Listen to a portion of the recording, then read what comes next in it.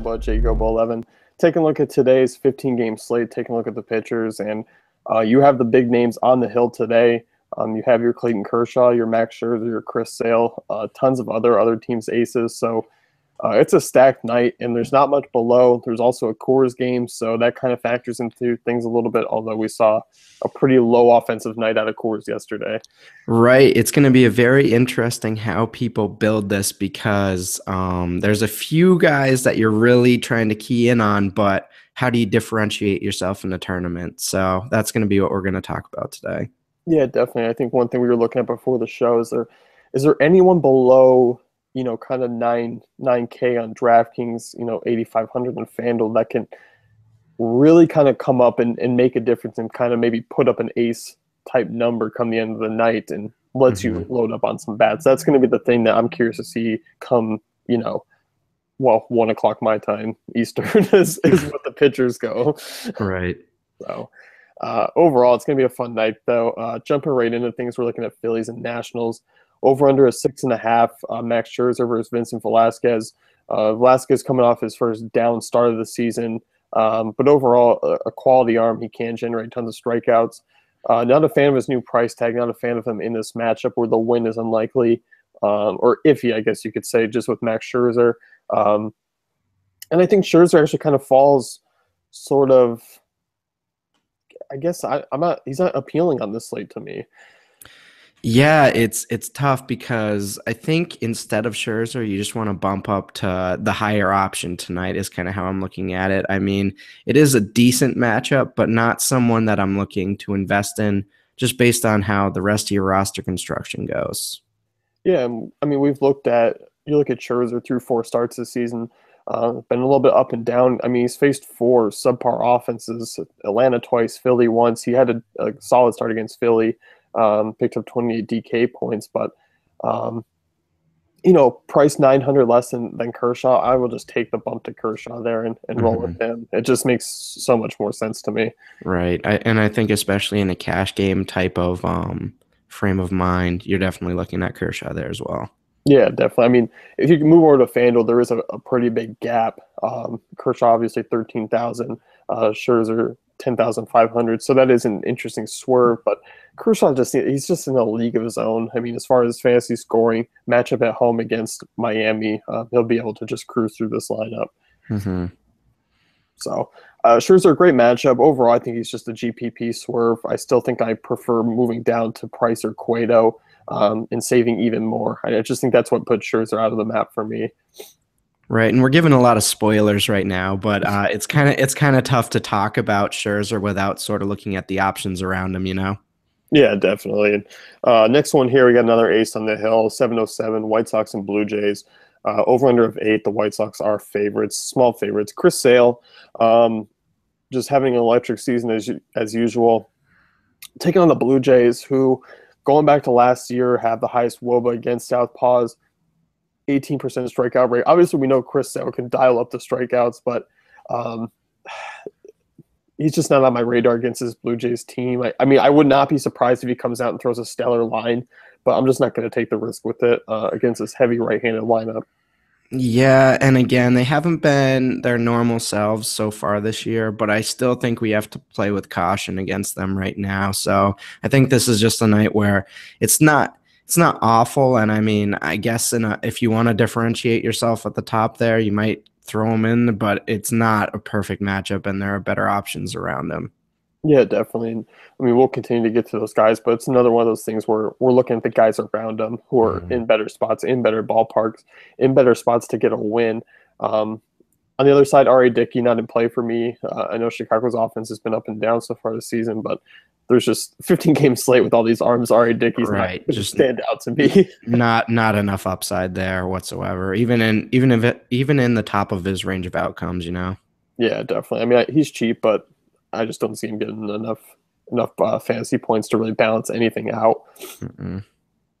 Next game here, we got Athletics and Tigers, over under of 9. Rich Hill versus Mike Pelfrey. Oakland small favorites.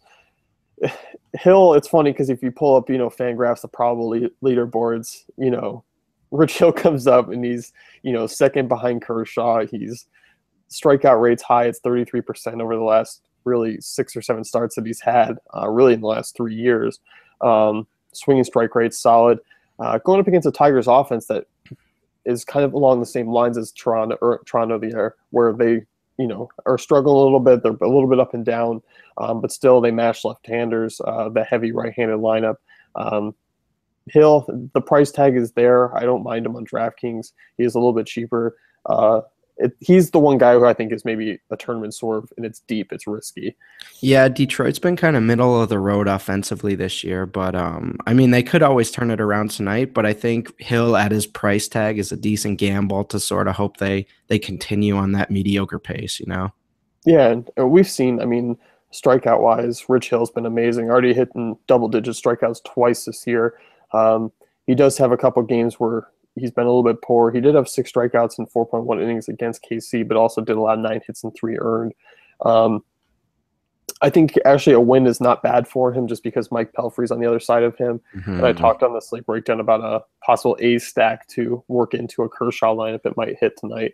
Yeah, Pelfrey's definitely someone to make an interesting stack against for sure. Yeah, so obviously we're not picking on Pelfrey to put into our lineups tonight because he's god awful. Even at his nice cheap price, we're avoiding that one for sure. Definitely. Next game here, and this one's interesting. David Price, Matt Whistler here. Over under a 7. Boston strong favorites, minus 177. Really like David Price is kind of a come down option. If you were going to come off Kershaw and save $3,000 or so, he would be my guy to do it with. Just going up against this Atlanta team that struggles against southpaws. The strikeout rate's a bit higher. ISO numbers are absolutely horrible. And I think ESPN is now running like ads or like stories that Atlanta's offense is just completely gone. Yeah, I mean, last in the majors in runs scored. So 61 total in 19 games. That's not getting it done. So when you look at David Price, obviously he got beat up last game, but I mean, I think if there's one guy in this slate where you could feel comfortable sort of coming down to from Kershaw and sort of maybe building around Price and a lower priced pitcher, I think that's an intriguing option. But you definitely, for cash games as well, I mean, I think you really want on DraftKings to have one of those guys in there. Yeah, definitely. Those Kershaw and Price are my 2 favorite arms tonight. And FanDuel, I don't mind if you need to save. I mean, because if you're looking at 9,400 compared to 13K for Kershaw, it's not a bad swerve. Mm-hmm. Price has already hit 50 on FanDuel twice this season. Obviously, Kershaw's done that at a little bit more steady rate, even without picking up the win sometimes. So overall, I think I feel pretty safe with Price. His strikeout rate's pretty strong so far to start the season. Mm-hmm.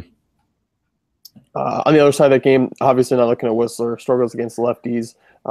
This Red Sox offense is, I believe, middle of the road. They're going to be an up and down team, but Whistler just struggles too much against left-handers. And there's actually some Red Sox bats that have value that I want to get into my lineups tonight. Definitely. So next one, we got Reds and Mets. Brandon Finnegan against Bartolo Colon, 7.5 over under. Mets are big favorites, minus 164. Finnegan, kind of an interesting play, I guess you could say, just because of the lefty situation. Mets are middle of the road, but they do have a high strikeout rate against southpaws, 23.5%. Obviously, an underdog. Citi Field is nice. He's an intriguing tournament play the more I look into him. So that's a good point, and that's someone that could sort of get you into that salary price where you'd feel comfortable again, even after paying super up for the first pitcher. So yeah, definitely in play there. And I mean, in terms of Cologne, probably not looking at him, huh? Yeah. I mean, not really.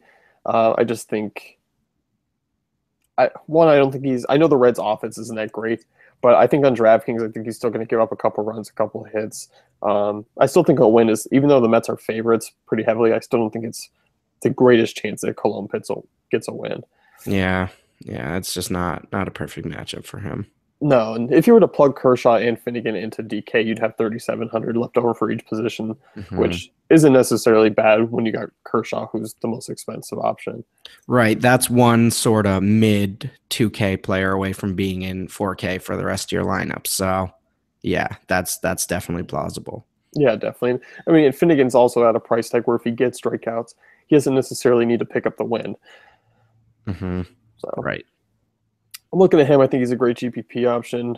Next game, Orioles and Rays. Ubaldo Jimenez, Jake Odorizzi, 7.5 over under. We saw Archer carve up this Orioles team last night. It looks like he was kind of back in track, and I needed to see it before I rostered him. Odorizzi is a guy who's intriguing just because the strikeout rate can be decent at times, but overall it's a tough matchup. Tropicana Field is A Tropicana, man. I had Tropiano mixed in my head. Yeah, Tropicana, benefits these hitters. Odorizzi, decent strikeout rate, 22%, going back to last year. Not really on my radar tonight, but I mean, I don't know. I'm kind of iffy on him. So you're in or out on Odorizzi? I'm out. I'm leaning towards out. You're out. Okay. I Yeah. can I see mean, there's putting so him a many, steady line, but there's so many options on this slate.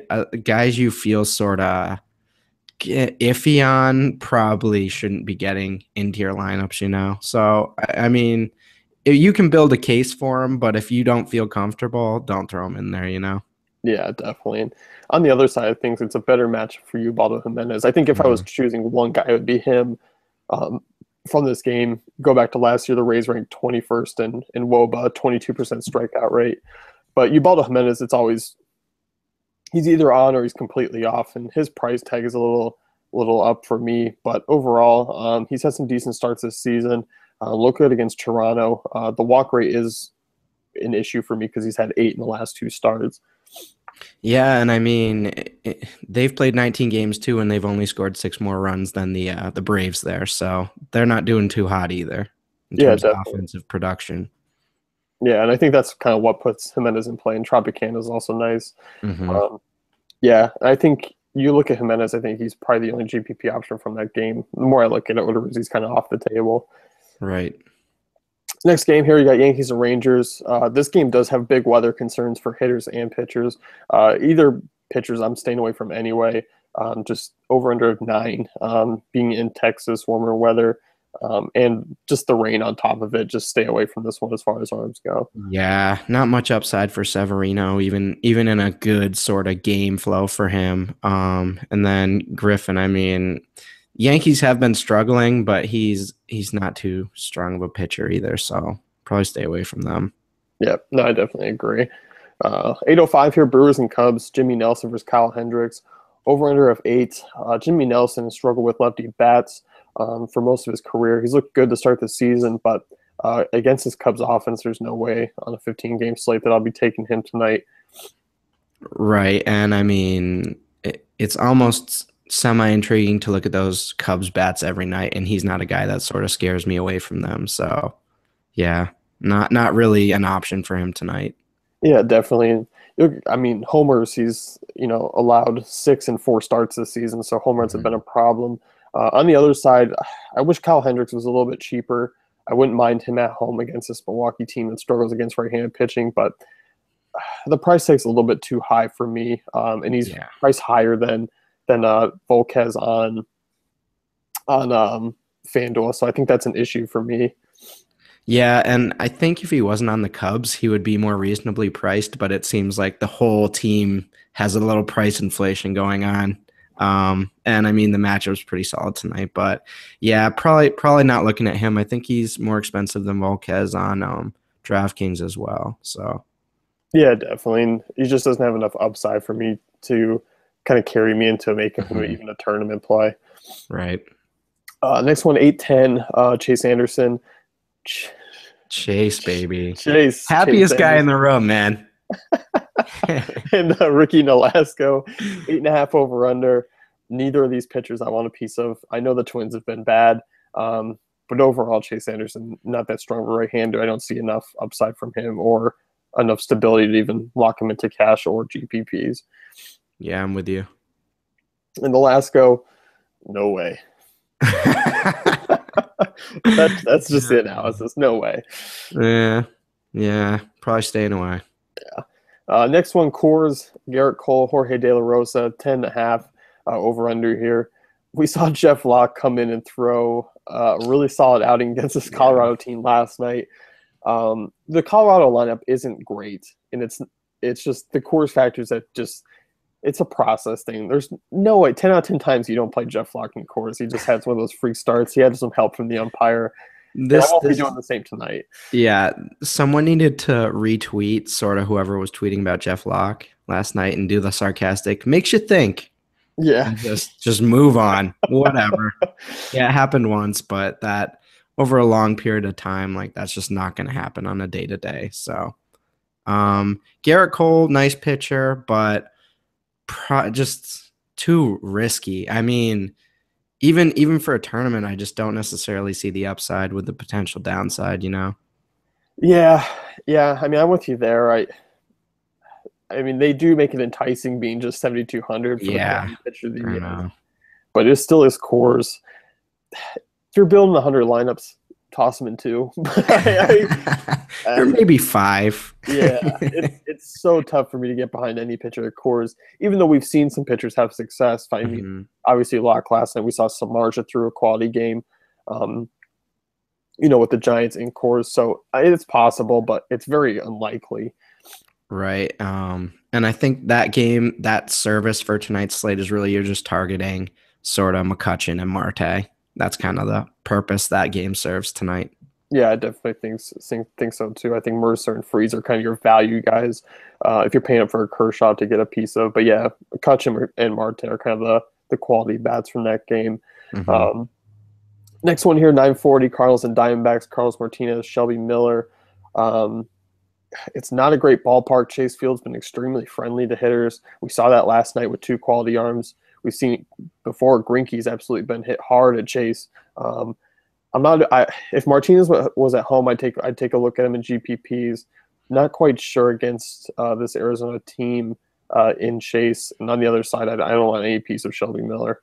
Yeah, as opposed to Atlanta's 61 runs, Diamondbacks have scored 109. So that's quite a bit different. So when you're looking at that type of offense, even if they are surging a little bit right now, tough to throw in Martinez right now against that offense.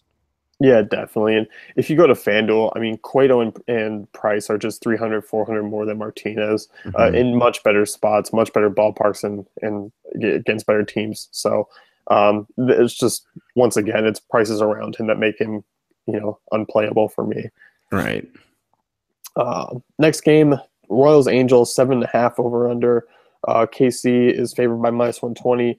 Volquez is the guy who I think is going to be my SP2. Yeah, we both, before the show, we were just initially talking, and that was the first guy to sort of pop up as potential value guy. Yeah, he's not priced too highly. He's 8,200 there on DraftKings. You plug him and Kershaw in, it's 3,500 left over for your position, so it's not bad. You plug him at Price in, it's 38. So as you mentioned, you find one min guy, and you could possibly start looking at that next tier as far as other guys. DK has tremendous price tags for some of these bats tonight. Right. So yeah, I think he's a potential value guy. If you want to put him with a Price or a Kershaw, I think it works really well. So that's kind of how my roster construction has gone so far. Yep. No, I definitely agree. And this Angels offense, not great. They're ranking the bottom 10 in WOBA. They don't strike out a ton, but at Volquez's price, you look for just a quality starts, maybe 4 or 5 punch outs, and hopefully gets a win. And I think he will against Weaver. Yeah. So Poor guy. Weaver, and living in the shadows. Weaver's out there throwing 60 miles per hour. His older brother's cooler, it's just a tough life for him. So. He's pitched all right, but I'll never back Weaver ever. Oh, man. Anyway. Next game, Astros and Mariners, Dallas Keuchel versus Nate Carnes, over under a 7. Not a big fan of Carnes and his home run struggles. Obviously, Safeco helps. Keuchel would be very much in play for me if this was a smaller slate and he was maybe one of 3 aces, but he's one of 6 tonight. So he just doesn't come in as really a strong play for me. I don't think there's enough strikeout upside in comparison to some of the other arms. Yeah, definitely not the same upside, but maybe in a cash game or something, he's a little safer. And if a way to sort of semi-differentiate yourself. So I don't think a lot of people are going to be on him with Price at a relatively similar price, but yeah, I mean, he's not a horrible option. Just as you mentioned, there's so many pitchers on the slate, so Yeah, and if you wanted to pair him and Price up, I don't mind that. You're still getting just over 3,500 left over on DK there. FanDuel, I think you're better off just paying down for Price, who's cheaper than Keuchel. right. And I still think you pay up for Kershaw there. I just personal preference. So, and speaking of Kershaw, he's up next. Dodgers are minus 310 favorites going up against Miami at home. Kershaw, I'm curious to see what his strikeout props are, his prop bets. I'll check that out later. I'll tweet it out from the account or something and see what they are for tonight. But I'm expecting him to be the highest scoring pitcher. I'm expecting him to be the highest owned, or at least he should be. What else can you say about this guy? Yeah, this is going to get ugly for the Marlins. I mean, ugly. It's going to be ugly or beautiful depending on if you like batting or pitching in this one, because this is not looking good for the Marlins here. Yeah, I mean, you go back to last year. Yes, they hit lefties pretty well. They did rank in the top 10, 20% strikeout rate, but this is Kershaw. This is who we're talking about. He's going to carve this lineup up. Right. So, last game of the night, this one is interesting just because Cueto's on the hill against the Padres at home. Obviously, another big favorite here, minus 194. If you took Price off the board, I think Cueto might be my favorite play just because he's around the same price tag as him. He's 10,700. You can get some savings between him and Price. FanDuel, Cueto's just 100 less. So Cueto's in play, great matchup, but I'm just quite not sure if he has the same upside as a guy like Price does. Yeah, he's kind of like a better version of Cucho for tonight, where you can differentiate yourself with him. I think the majority of people are going to be on the first two guys we were talking about, but definitely a way to sort of get away in a tournament, and some decent upside too. So yeah, I like that matchup for him. Yeah, I mean, he's gone 7 innings in each of his 4 starts this season. Strikeouts have been up and down, but he's gotten a win in 3 of those. You're expecting to win tonight. You're definitely expecting to be above 40 fantasy points on FanDuel. DK, you expect him to be around that 20 mark. So I think he's a pretty solid option. And definitely a nice scorer. I still think he's playable in all formats. Yeah, and tough matchup for Shields, so an avoid tonight. Yeah, definitely. Not against that Giants offense. I know AT&T Park helps him out, but not probably going to get a win. And I don't see him having tremendous success because the Giants don't strike out a ton. Right. So that's going to wrap it up here with the pitcher nail down. Check out dailyfantasycafe.com for all our great tools and content.